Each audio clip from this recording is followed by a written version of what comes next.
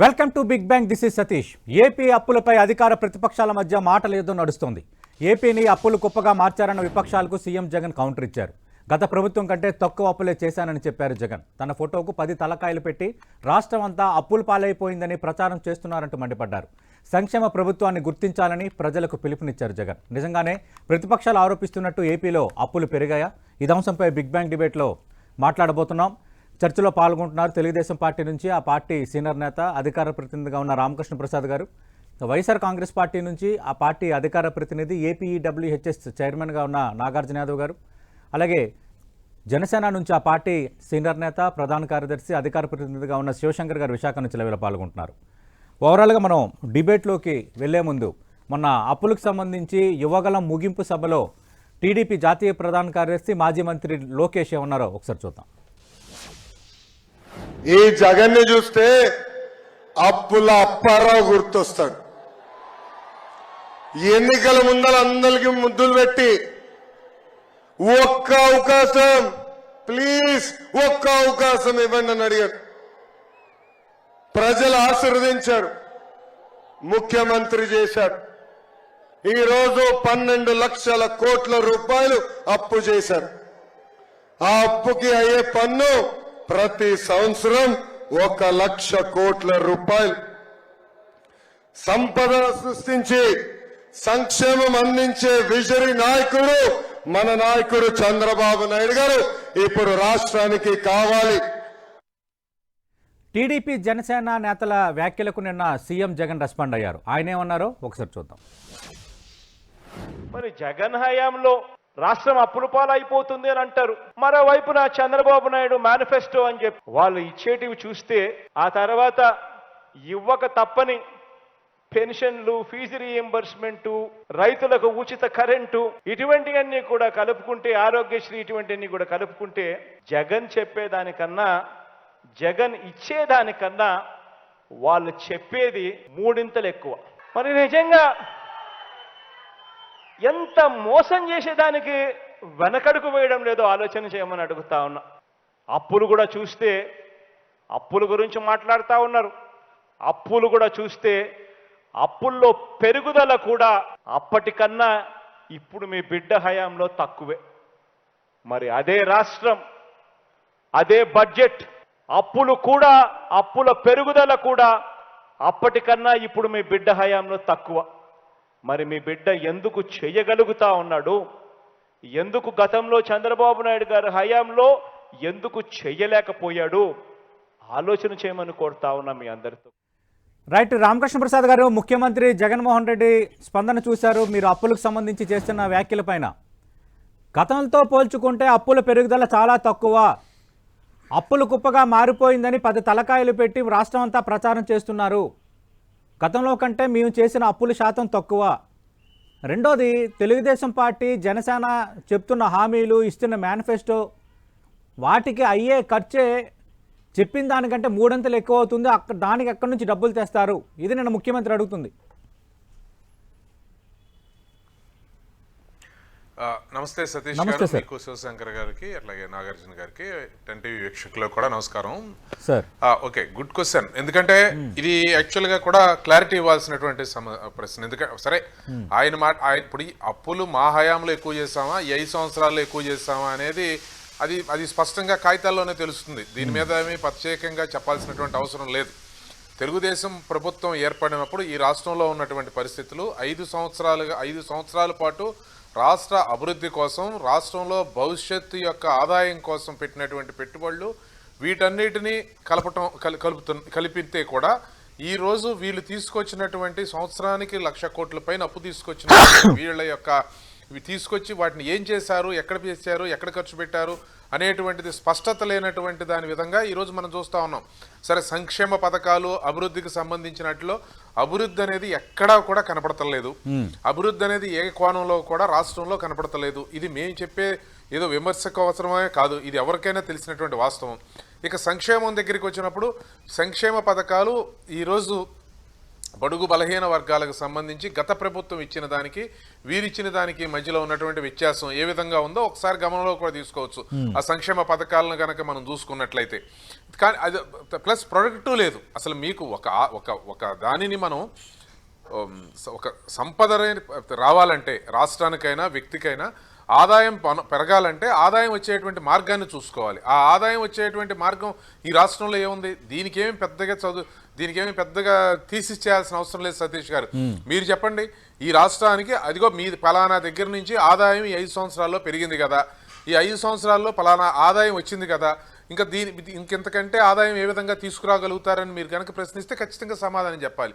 అసలు ఎక్కడుంది? 5 సంవత్సరాల కాలంలో, ఈ 5 సంవత్సరాల కాలంలో పూర్తిగా అప్పులు చేయటమే కాకుండా రాష్ట్ర ఆస్తులనే కాకుండా ఆఖరికి తాగేటువంటి తాగుబోతులను కూడా తాకట్టు పెట్టారు కదండి. తాగేటువంటి తాగుబోతులు కూడా తాకట్టు పెట్టి అప్పు తీసుకొచ్చారా లేదా? ఇంకెంతకంటే ఇంకొక ఉదాహరణ ఉంటుంది. అయితే ఇక్కడ ఒక్క క్వశ్చన్కి ఖచ్చితంగా నేను సమాధానం చెప్పాలని కూడా నాకు ఆసక్తి ఉంది.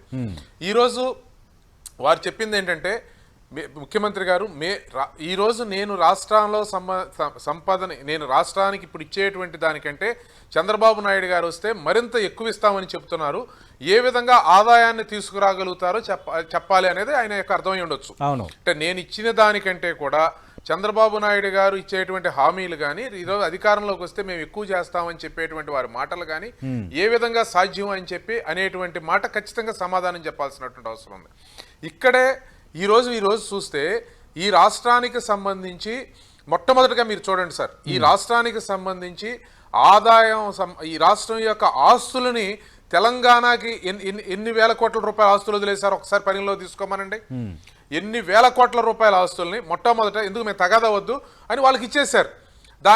దాని మీద ఇంతవరకు సమాధానం, దాని నుంచి ఏమి తర్వాత ఈ రాష్ట్రానికి లబ్ధి వచ్చింది అనేటువంటిది లేదు. ఇప్పుడు ఈ రాష్ట్రానికి రావాల్సినటువంటి ఆదాయానికి సంబంధించి, ఈ రాష్ట్రానికి ఇవ్వాల్సినటువంటి కేంద్రం నుంచి రావాల్సినటువంటి నిధులకు సంబంధించే కదా మేము ఆ రోజు కేంద్ర ప్రభుత్వంతో ఫైట్ చేసింది. ఆ రోజు ఉన్నటువంటి కేంద్ర ప్రభుత్వం దగ్గర నుంచి మరింత నిధులు రావాలనే కదా. ఈ 5 సంవత్సరాల కాలంలో వాళ్ళు ఏం తీసుకొచ్చారో ఒక్కసారి అదనంగా చెప్పమనండి. అప్పులు కాకుండా ఇది ఒక రెండవది. మూడవది, ఆదాయాన్ని ఏ విధంగా సృష్టించవచ్చో తెలిసినటువంటి నాయకుడు చంద్రబాబు నాయుడు గారు. రాష్ట్ర ఆదాయాన్ని ఏ విధంగా పెంచగలదో తెలిసినటువంటి నాయకుడు చంద్రబాబు నాయుడు గారు. అదే కదా చంద్రబాబు నాయుడు గారి యొక్క ప్రత్యేకత ప్రతి ఒక్కళ్ళు శ్లాఘించేది ఆ విషయంలోనే కదా. రాజకీయంగా విభేదించేవారు సైతం చంద్రబాబు నాయుడు గారికి సంబంధించినటువంటి ఆర్థిక పరమైనటువంటి అంశాల్లో ఉన్నటువంటి దూరదృష్టిని, రాష్ట్ర అభివృద్ధిని మాత్రం ఆయనని ప్రతి ఒక్కళ్ళు కూడా ఖచ్చితంగా ఆ విషయంలో వాళ్ళందరూ శ్లాఘిస్తా ఉన్నారు. ఇది ఇక్కడ ప్రధానమైంది. శివశంకర్ గారు, అప్పులు నేను చేయలేదని ముఖ్యమంత్రి ఎక్కడ చెప్పడం లేదు, వైసీపీ ప్రభుత్వం ఎక్కడ చెప్పడం లేదు. మేము అప్పులు చేశాము, కానీ గత ప్రభుత్వం 2014 నుంచి 2019 వరకు అధికారంలో ఉన్న టీడీపీ ప్రభుత్వం కంటే మేము చేసిన అప్పులు శాతం చాలా తక్కువ, అప్పుల పెరుగుదల చాలా తక్కువ అని ముఖ్యమంత్రి చెప్తున్నారు. 12 లక్షల అప్పులు జరిగిపోయాయి, ఇంకా రాష్ట్రం అంతా అప్పులు కుప్పగా అయిపోయిందని ప్రచారం చేస్తున్నారు. మీరు నమ్మొద్దు, వాళ్ళు ఇస్తున్న హామీలు కూడా ఏవి నెరవేర్చలేనివి. ఇది నిన్న ముఖ్యమంత్రి చేసిన కామెంట్స్.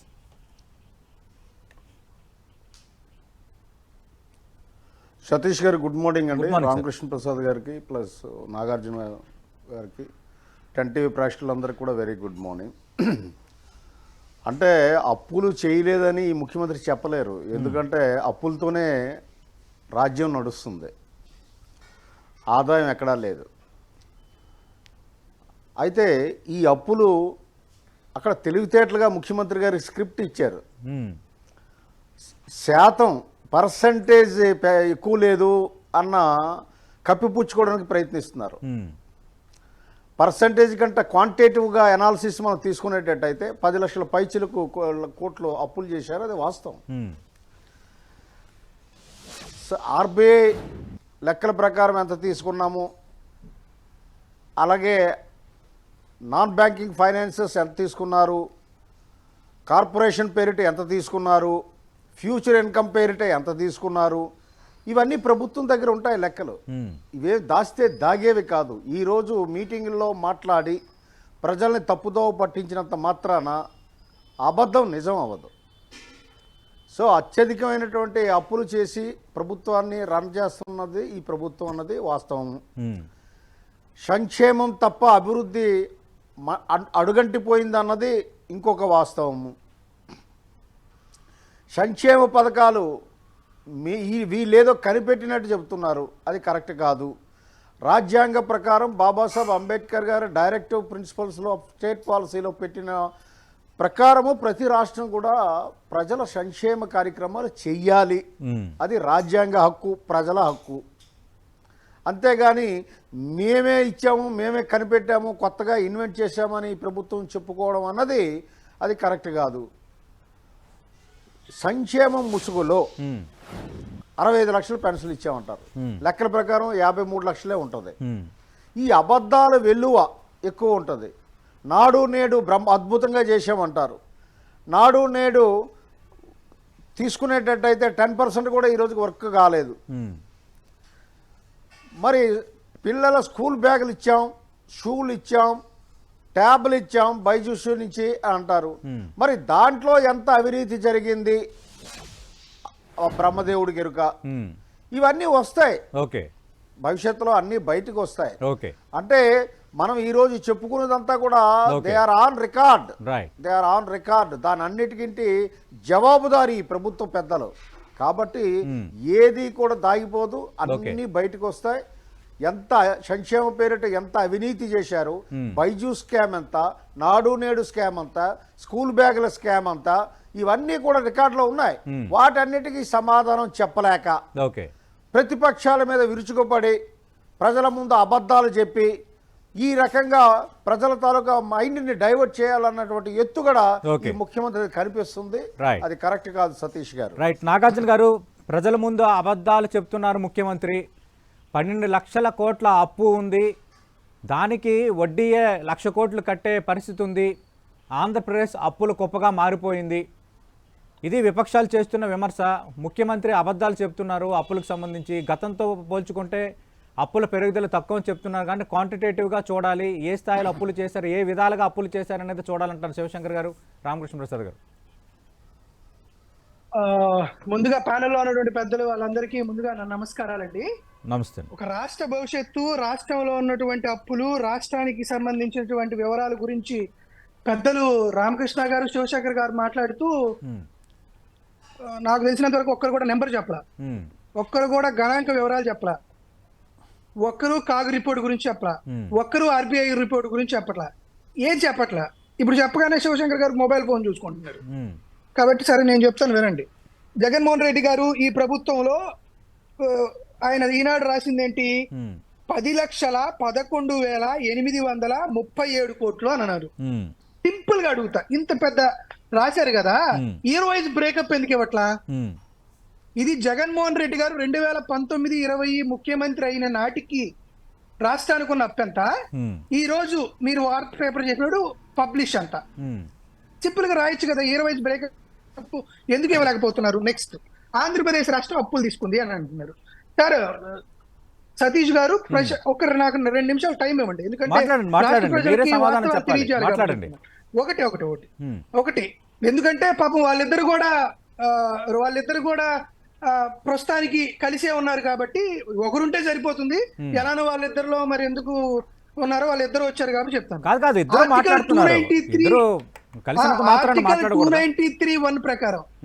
ఆర్టికల్ 293(1) ప్రకారం ఏ రాష్ట్రానికైనా 2 రకాల అప్పు తీసుకోవచ్చు. ఒకటి, తన కన్సాలిడేట్ ఫండ్ ఆఫ్ ఇండియాని, కన్సాలిడేట్ ఫండ్ ఆఫ్ స్టేట్ ని తాకట్టు పెట్టి అప్పు తీసుకోవడం. 2, ఏదైనా సంస్థలు అప్పు తీసుకుంటే గ్యారంటీస్ కింద వారి దగ్గర నుంచి డబ్బులు తీసుకోవడం, గ్యారంటీస్ ఇవ్వడం. ఈ 2 రకాల అప్పులు తీసుకోవచ్చు. ఈ 2 రకాల అప్పులు తీసుకున్న తర్వాత ఆంధ్రప్రదేశ్ రాష్ట్రానికి సంబంధించినటువంటి అప్పు వివరాలు చూద్దాం. ఇదిగోండి, ఇది ఆర్బీఐ రిపోర్ట్. ఈ ఆర్బీఐ రిపోర్ట్ లో చాలా క్లియర్ కట్ గా ఏమని ఉందో చెప్తానండి. బైఫికేషన్, రాష్ట్ర విభజన జరిగినప్పుడు మనకున్నటువంటి public debit and public account అప్పు 1,18,050 కోట్లు. క్లియర్ కదా? చంద్రబాబు నాయుడు గారు దిగిపోయే టైంకి, అంటే 2019 end of the TDP time అయిపోయే టైంకి 2,71,797 కోట్ల రూపాయలకి పెరిగింది, అంతటితో ఆగిపోయింది. ఆ తరువాత ఈ రోజుకి ఆర్బీఐ రిపోర్టు ప్రకారం 4,28,715 కోట్ల రూపాయలు ఆంధ్రప్రదేశ్ కు ఉన్నటువంటి public debit and public account కింద అప్పులు. అంటే ఆర్టికల్ 293 సబ్సెక్షన్ 1 ప్రకారం మనం అప్పు తీసుకున్నటువంటి అప్పు వివరాలు. దీనికి సంబంధించి state finance study budget of 23-24 మీరు చూసుకుంటే గడిచిన 15 ఏళ్ల నుంచి అప్పు ఎంత ఉందని క్లియర్ కట్ గా ఇయర్ వైజ్ గా ఇస్తుంది ఆర్బీఐ. ఆర్బీఐలో ఈ 2013 గాను మార్చికి 2013 మార్చికి ఇది 4,28,757 కోట్ల రూపాయలు ఆర్బీఐ రిపోర్ట్. ఇది ఒక విధంగా చేయగలిగినట్టు. ఇక రెండో విధంగా ఏంటి, గ్యారంటీస్ ఇచ్చి గవర్నమెంట్ గ్యారంటీస్ ఇచ్చి పబ్లిక్ సెక్టార్ అండర్టేకింగ్ లో లోన్ తీసుకునేది. ఇది ఎలా ఉందో చూద్దామేనండి. బైఫికేషన్ టైంకి అంటే విభజన జరిగినప్పుడు ఆంధ్రప్రదేశ్ రాష్ట్రానికి ఉన్న అప్పు 14,028 కోట్లు. చంద్రబాబు నాయుడు గారి 5 ఏళ్లకు తాను ఇది 59,257 కోట్ల రూపాయలు పెరిగింది. జగన్మోహన్ రెడ్డి గారు ముఖ్యమంత్రి అయిన తర్వాత ఇది 1,44,875 కోట్ల రూపాయలకి వెళ్ళింది. అంటే రెండు రకాల విధంగా అప్పు తెచ్చుకునేది, రెండు రకాల అప్పులు అయిపోయిన తర్వాత చంద్రబాబు నాయుడు గారి హయాంలో ప్రతి సంవత్సరం 20.17% పెరుగుతూ వచ్చింది అప్పులు. జగన్మోహన్ రెడ్డి గారు వచ్చిన తర్వాత 15.42% పెరుగుతూ వచ్చింది. ఇది కాకుండా అక్కడ ఉన్నటువంటి తెలుగుదేశం పార్టీ ఆయన కానీ, అక్కడ ఉన్నటువంటి శివశంకర్ గాని వారి పార్టీ తరఫున అధికారికంగా బహిరంగ చర్చకు సిద్ధం. Okay, with document evidence. మీరు మళ్ళీ ఈనాడు పేపర్ ఇదిగో ఇట్లాంటి ఈనాడు పేపర్ లో జగన్మోహన్ రెడ్డి గారు రుణకట్టుడు ఇట్లాంటి వద్దు. Okay, document evidence. నేను అడుగుతాను, తెల్ల పేపర్ మీద నల్లక్షరాలతో ఉన్నటువంటి ఎవిడెన్స్ తీసుకొని వచ్చు. దీంతో పాటు ఇంకా కొన్ని చెప్పారు. ఏమన్నారంటే అప్పులు, అయ్యో అప్పులు వచ్చినాయి వడ్డీకి సరిపోదాం అనుకుంటున్నారు. ఇదే ఈనాడు పేపర్. అంటే 12 లక్షల కోట్లు అప్పు ఉన్నాయి, దాని వడ్డీయే 1,00,000 కోట్లు అవుతుందని.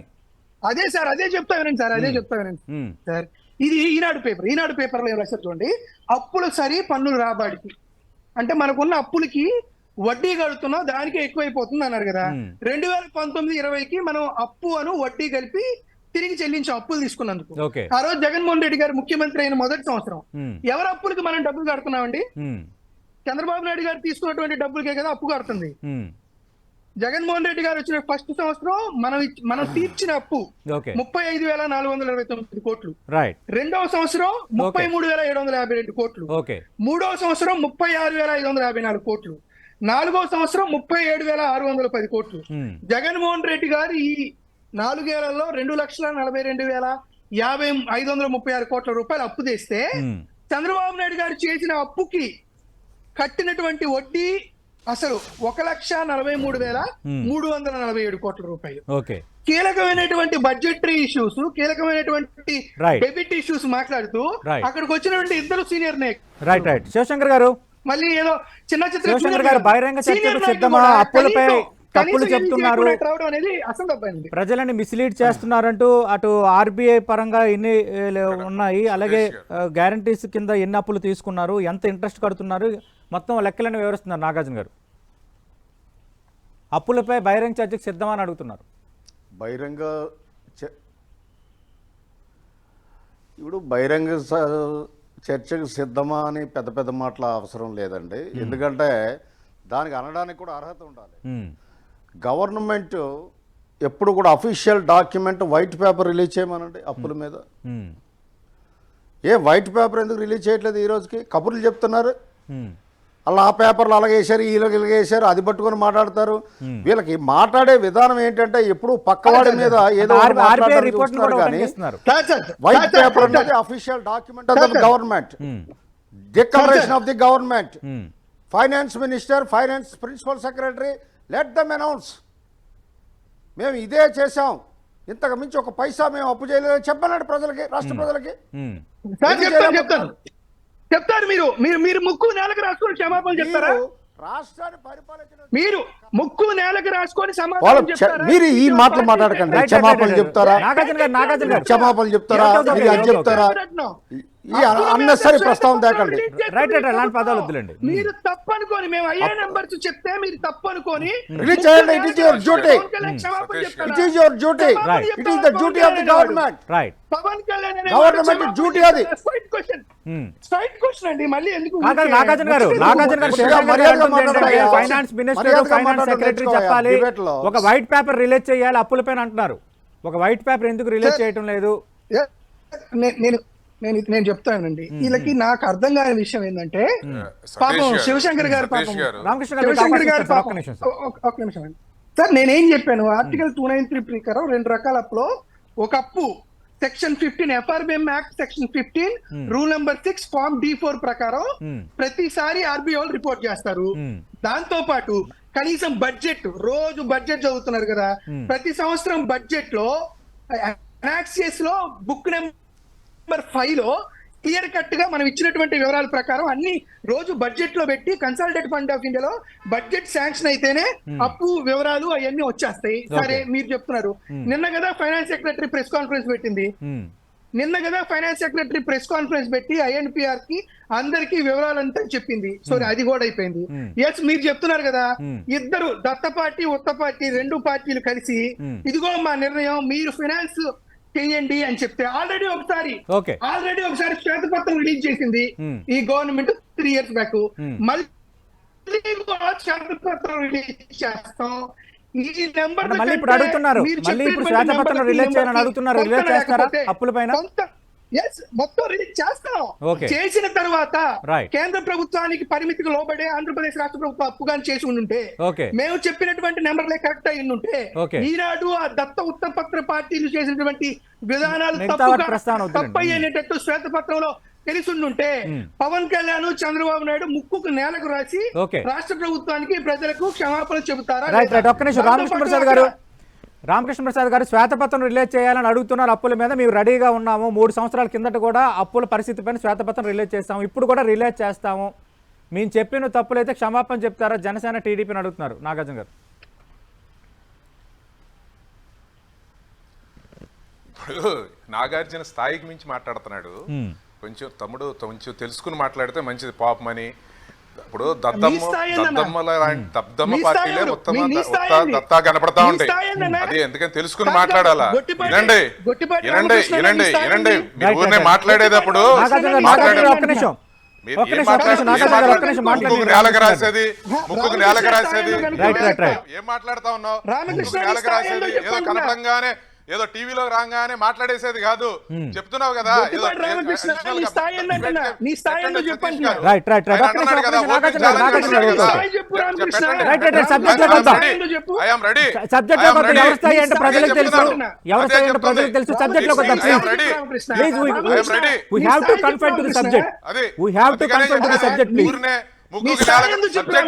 అంటే సబ్జెక్ట్ మాట్లాడకుండా దత్తమ్మ పార్టీ మాటలు మాట్లాడతావు.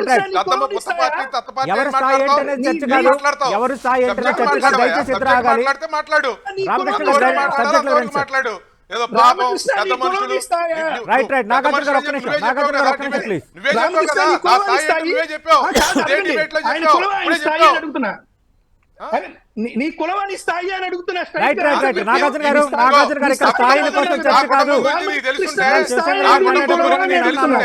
నేను చేసిన త్యాగాలు తెలుసుంటే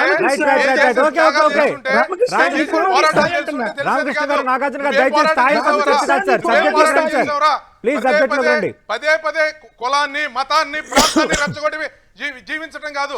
ఈ రాష్ట్రం కోసం త్యాగాలు చేసిన పార్టీ, ఈ రాష్ట్రం కోసం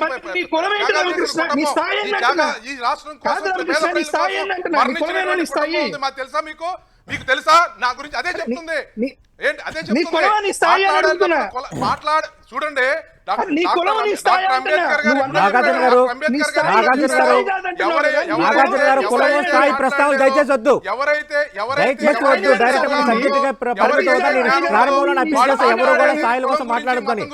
మీరైనా రామకృష్ణ గారు ఎవరైనా స్థాయిలు వాటి కోసం చర్చ కాదు. రామకృష్ణ గారు లీవ్ ఇట్ డైరెక్ట్ గా శ్వేతపత్రం రిలీజ్ చేస్తామంటున్నారు. దానిపై చంద్రబాబు నాయుడు గారు పవన్ కళ్యాణ్ గారు ముక్కు నేలకు రాస్తాడా? శ్వేతపత్రం చంద్రబాబు నాయుడు గారు పవన్ కళ్యాణ్ గారు ముక్కు జగన్మోహన్ రెడ్డి గారు ముక్కు నేలకు రాస్తాడా? చెప్పండి. పవన్ కళ్యాణ్ గారు కాదు. చంద్రబాబు నాయుడు గారిని అడిగాడు మీ కదా, కులాలే మీ స్థాయియా? చంద్రబాబు మీ జగన్మోహన్ కులాలే రెడ్డి మీ గారు ముక్కు స్థాయియా? నేలకు రాస్తాడే ఒప్పుకోమనండి. ఓకే. అదే చెప్తుంది. Right. ఏనండి, మీ చంద్రబాబు నాయుడు గారిని పవన్ కళ్యాణ్ గారిని ముక్కు నేలకు రాయమన్నాడు, జగన్మోహన్ రెడ్డి గారు రాస్తాడని చెప్పమనండి. చెప్పమనండి.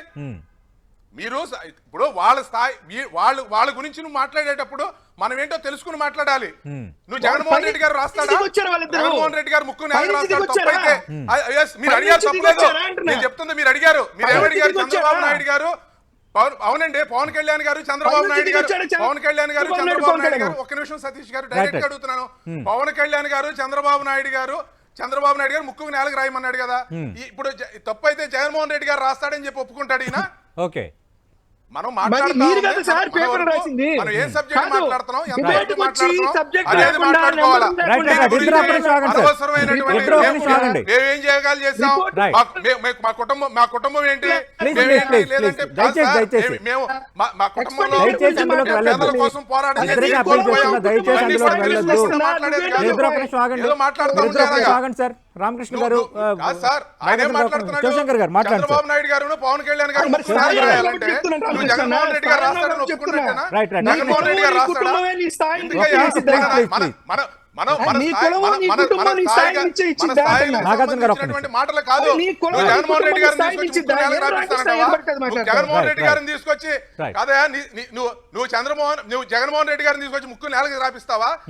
నీవు జగన్మోహన్ రెడ్డి గారిని ముక్కు నేలకు రాపించే అంత స్థాయిలో ఉన్నావు. Right, right, right. Okay, okay, right. అంత పెద్ద స్థాయిలో నువ్వు Right, ఉన్నావో right, right. నాకు Okay, తెలియదు. okay, okay. జగన్మోహన్ రెడ్డి గారిని ఇప్పుడు ఇక్కడ ముక్కు నేలకు రాకపోయినప్పుడు నీ ఆయన వచ్చి స్థాయి, రాస్తాడనే కదా నువ్వు అది నెంబర్ చెప్పేది. చెప్పు. ఆయన తప్పు నాగార్జున అయితే గారు, ఆయన రామకృష్ణ గారు ఇద్దరు ఒక్క నిమిషం ఆగండి సార్. అంటే నీ స్థాయి అంత కాబోలు నాగార్జున గారు, రామకృష్ణ నీ స్థాయి గారు అంత ఒక్క నిమిషం కాబోలు. ఆగండి సార్. పార్టీలో నాకు తెలియదు. ఒక్క నిమిషం ఆగండి సార్ ఇద్దరు. నీ స్థాయి అంత కాబోలు. ఇద్దరు ఒక్క నిమిషం జగన్మోహన్ ఆగండి రెడ్డి సార్. గారిని ముక్కు నేలకు రాపించే స్థాయి కాబోలు నాకు తెలియదు. రైట్ రైట్ ఇద్దరు ఒక్క నిమిషం ఆగండి సార్. శివశంకర్ గారు శ్వేతపత్రం రిలీజ్ చేయడానికి మేము సిద్ధంగా ఉన్నాం అంటున్నారు నాగార్జున గారు. సతీష్ గారు ఇప్పుడు ఇక్కడ ఏంటంటే అధికారంలో ఉన్నారు వాళ్ళు, వైసీపీ జగన్మోహన్ రెడ్డి గారు ముఖ్యమంత్రి, రాష్ట్రానికి ముఖ్యమంత్రి. ప్రతిపక్ష పార్టీలు యాక్చువల్గా పార్లమెంటరీ డెమోక్రసీని ఇక్కడ అర్థం చేసుకోవాలి.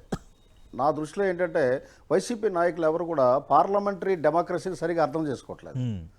ప్రతిపక్ష పార్టీలు ఏంటంటే ప్రజల గొంతుకది, ప్రజల పక్షాన అంశాలను లేవనెత్తుతారు, తప్పులు ఎక్కడైనా జరిగాయనంటే నిలదీస్తారు ప్రభుత్వాన్ని. దీని ఉద్దేశం అంబేద్కర్ గారి పార్లమెంటరీ సిస్టాన్ని పెట్టడానికి ఉద్దేశమే అది. ఏదైనా అంశాలు లేవనెత్తినప్పుడు ప్రభుత్వం కానీ ఆ నాయకులు కానీ అధికారంలో ఉన్న పార్టీ నాయకులు కానీ అసహనానికి గురయ్యి మాటల యుద్ధానికి తెరదీసే కంటే వివరణ ఇవ్వాల్సిన అవసరం ఉండాలి. ఎవరికి ఇస్తున్నారు వివరణ? ప్రజలకు ఇస్తున్నారు. మేము ఎవరి తరపున లేవనెత్తుతున్నాము? ప్రజల తరపున. వాళ్ళు ఏమనుకుంటున్నారు అనంటే ముఖ్యమంత్రి దగ్గర నుంచి కింద స్థాయి నాయకుడి వరకు కూడా ప్రతిపక్షాలు ఏ అంశం గురించి మాట్లాడినా మమ్మల్ని వీళ్ళు ఏదో ఒకటి అంటున్నారు అని అనుకుంటున్నారే తప్ప మాట్లాడిన దానికి సరైన సమాధానము ధీటుగా దానికి రిప్లై ఇచ్చి ప్రజలకి వివరణ ఇస్తున్నాము అన్న విషయాన్ని వాళ్ళు గుర్తించట్లేదు. ఇక్కడ ప్రాబ్లం వస్తుంది. ఇప్పుడు వాళ్ళు వివరణ ప్రజలకి మీరు అప్పులు ఎంత చేశారు వివరణ ఇవ్వండి, ప్రజలు అర్థం చేసుకుంటారు. నాగార్జున గారు ప్రజల తరపున అడుగుతాయి చెప్తున్నారు. అధికారంలో ఉన్న ప్రభుత్వం సమాధానం చెప్పాల్సింది ప్రజలకి, మాకు కాదు. బట్ ప్రతిపక్షాలు అడిగినంత మాత్రాన ప్రతిపక్షాలు అడుగుతున్నాయి, ప్రతిపక్షాలపై దాడి చేయడం కరెక్టేనని అడుగుతున్నారు. సతీష్ గారు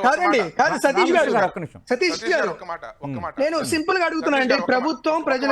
ప్రజలకు ప్రభుత్వం సమాధానంగా జవాబుదారీతనం ఉండాలి. నేను మేమేం చెప్తున్నాం ఆర్బీఐ రిపోర్ట్లు వస్తున్నాయి, కాగ్ రిపోర్ట్ వస్తుంది, బడ్జెటరీ ప్రొవిజన్స్ లో మనం బుక్ నెంబర్ 5 అనేది మనం అలొకేట్ చేస్తున్నాం. అంతా ట్రాన్స్పరెంట్ గా ఉన్న తరువాత కూడా ఎల్లో మీడియా ఇదిగో రుణకంఠుడు అని రాష్ట్ర ముఖ్యమంత్రి గారికి ఒక 10 తలకాయలు పెట్టి మాట్లాడినప్పుడు ఆ 14 ఏళ్ళు ముఖ్యమంత్రిగా చేసినటువంటి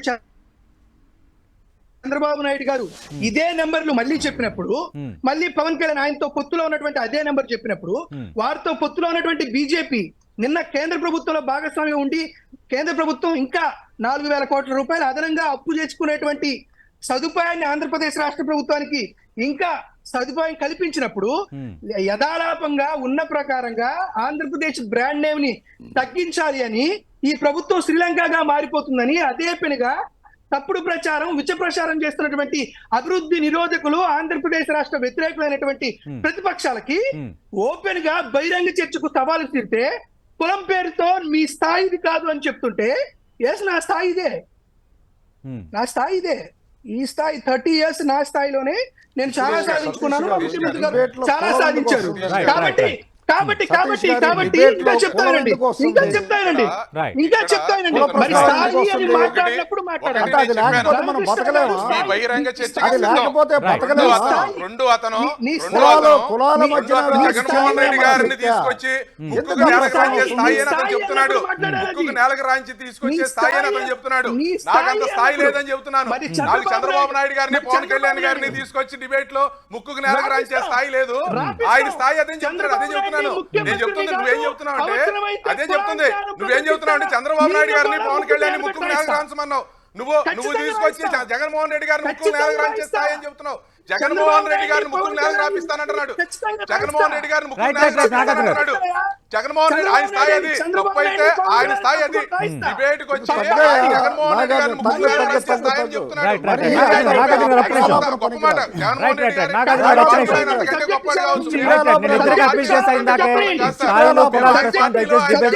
కంటే గొప్పది కావచ్చు. 3 నెలల్లో ఎన్నికలు జరగబోతున్నాయి. ఏపీ ప్రజలు నిర్ణయిస్తారు. కులం మాట్లాడిందే ఏపీ ప్రజలు నిర్ణయిస్తారు ఎవరి స్థాయి ఏంటి, ఎవరిని ఏ స్థాయిలో ఉన్నారు. ఏపీ ప్రజలు ఏపీ ఓటర్స్ ఒక్క రోజు కూడా మాట్లాడితే ఈ రోజు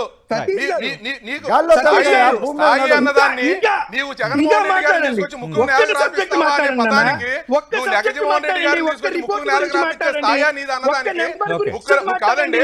జగన్మోహన్ రెడ్డి గారిని నువ్వు ముక్కు నేలకు రాంచే స్థాయి నువ్వు అన్నదానికి నువ్వు చంద్రబాబు నాయుడు గారిని ముక్కు నేలకు రాంచమన్నప్పుడు జగన్మోహన్ రెడ్డి గారిని తీసుకొచ్చే స్థాయి అనేది జగన్మోహన్ రెడ్డి గారిని తీసుకురాగల స్థాయి అనేది నాకు తెలియదు. ఆ స్థాయిలో ఉన్నావని అనుకుంటే సంతోషమే. అదే నేను చెప్పేది. చాలా సంతోషిస్తాం. మీ పార్టీలో శుభ్రంగా యాదవ్ అనే ఆయన జగన్మోహన్ రెడ్డి గారిని తీసుకొచ్చి బహిరంగ చర్చలో విఫలమైతే ముక్కుకు నేలకు రాంచి ఇచ్చే స్థాయి ఆయన చెప్పంటే నేను కూడా చప్పట్లు కొడతాను.